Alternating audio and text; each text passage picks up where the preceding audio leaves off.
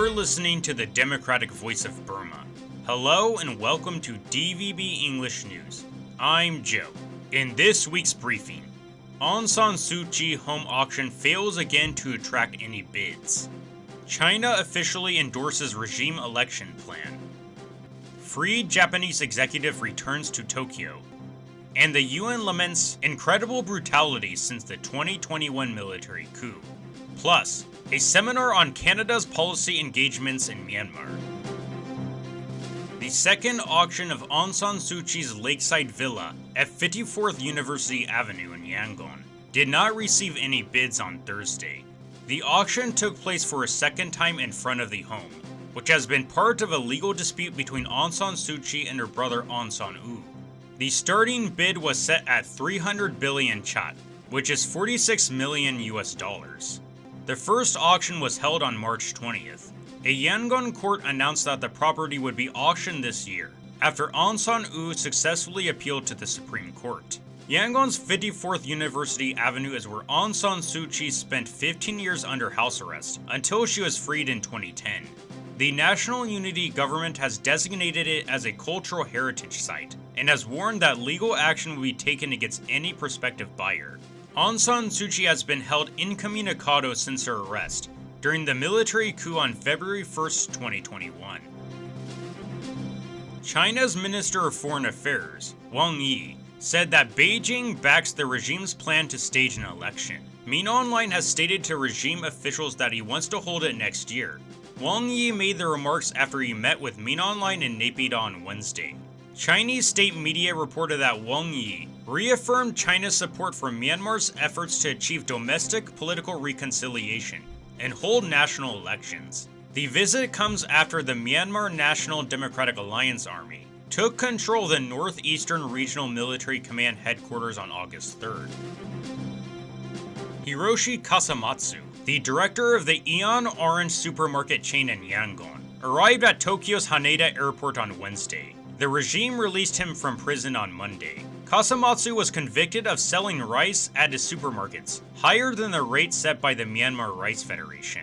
He was sentenced to 1 year in prison on July 11th. Japan's Ministry of Foreign Affairs stated that he is in good health following his release.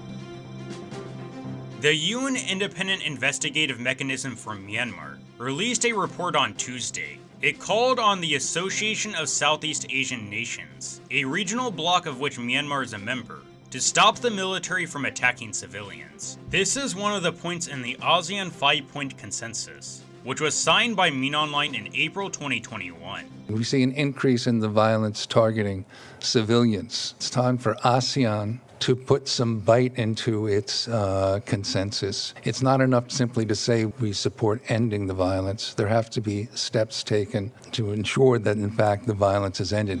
That was Nicholas Kumjan, the head investigator at the IIMM.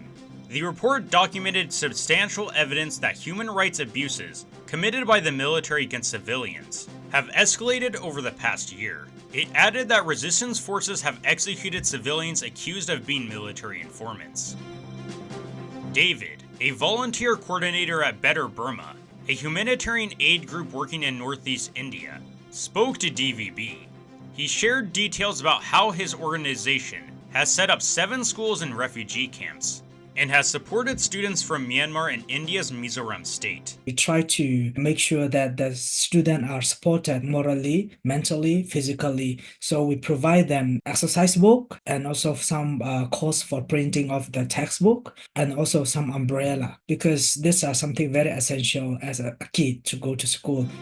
That was David, a volunteer coordinator at Better Burma. Next up, DVB English news reporter Salman Thain on a policy seminar about the role Canada can play to support the people of Myanmar. A seminar was held at the School of Public Policy called New Potential Canadian Policy Engagements on Myanmar in 2024 at Chiang Mai University on August 14. Nabastain, a research fellow from the University of British Columbia in Canada, presented the policy brief. Canada should consider the ongoing local governance initiatives that people on the ground have been implementing and support them in any way to build up bottom-up federalism democratically. I was able to come up with some recommendations that were really grounded in the beliefs of the people who actually do work here And I hope that countries like Canada will take it and implement it so that effective work can be done. At Chiang Mai University in northern Thailand, I am Somiting for DVB English News. And that's it for this week's briefing. I'm Joe. Stay tuned every Friday for the weekly briefing podcast. We are available wherever you get your podcasts. And subscribe to the daily briefing newsletter to stay up to date with the latest on what's happening in Myanmar. Find it on our website english.dvb.no. Find DVB English News on X, Facebook, Instagram, Threads, and TikTok. Subscribe to us on YouTube. Thanks for listening.